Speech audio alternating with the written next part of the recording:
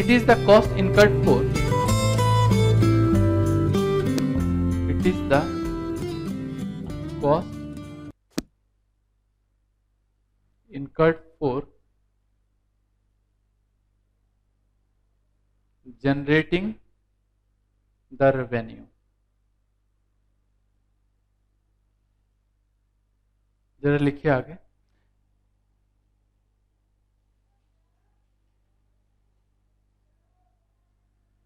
It is the cost incurred for generating the revenue.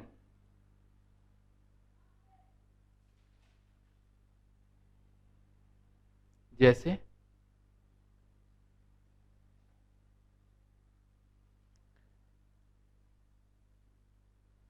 जैसे कि यहां हो गया salaries, wages, rent,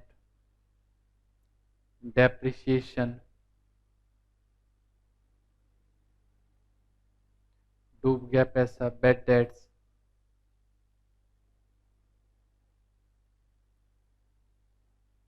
cost of goods sold,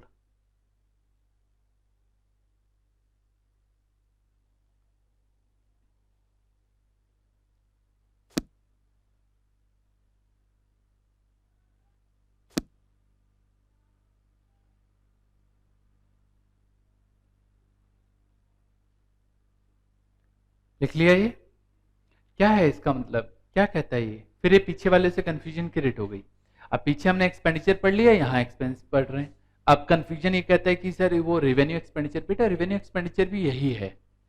अगर मैं एक्सपेंस की बात करूं तो जो रेवेन्यू एक्सपेंडिचर पड़ा है वही एक्सपेंस है, लेकिन वो किसी भी तरीके का बेनिफिट लेने के लिए एक्सपेंडिचर होता है, और सिर्फ रेवेन्यू जनरेट के लिए जो एक्सपेंडिचर किया जाता है उसको एक्सपेंस बोलते हैं.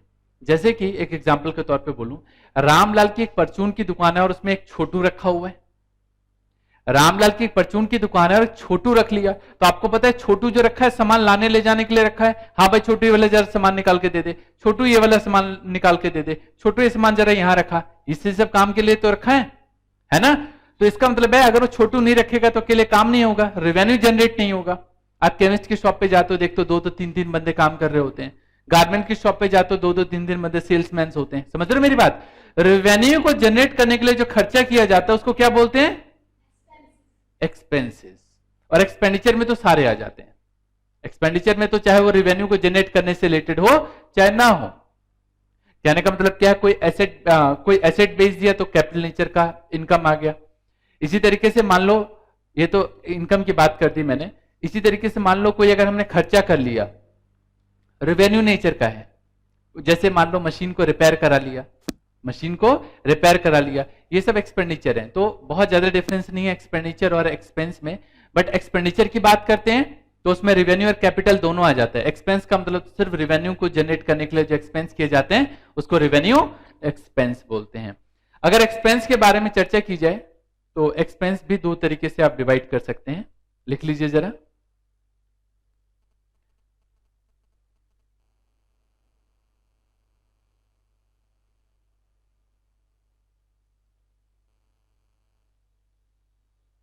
देखो, एक होता है प्रीपेड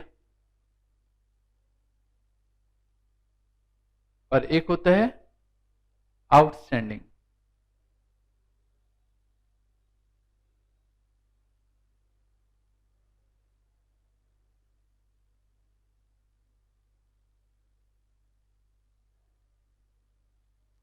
एक होता है प्रीपेड और एक होता है, इसको मैं अगर बोलूं तो पेड इन एडवांस. इसका मतलब है पेड इन एडवांस और इसका मतलब है not paid but benefits are taken. हमने बेनिफिट तो ले लिया है लेकिन हमने पैसे नहीं दिए. इसका मतलब है आउटस्टैंडिंग रह गया.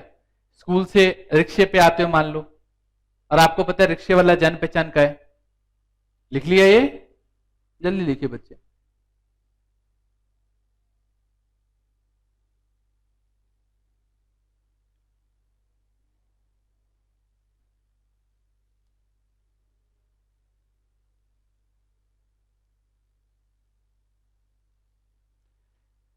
आप स्कूल से घर आते हो, रिक्शे वाला जान पहचान का है, आपने 100 का नोट पकड़ाया, उसने बोला खुले नहीं है, आप खुले दे दो बच्चे।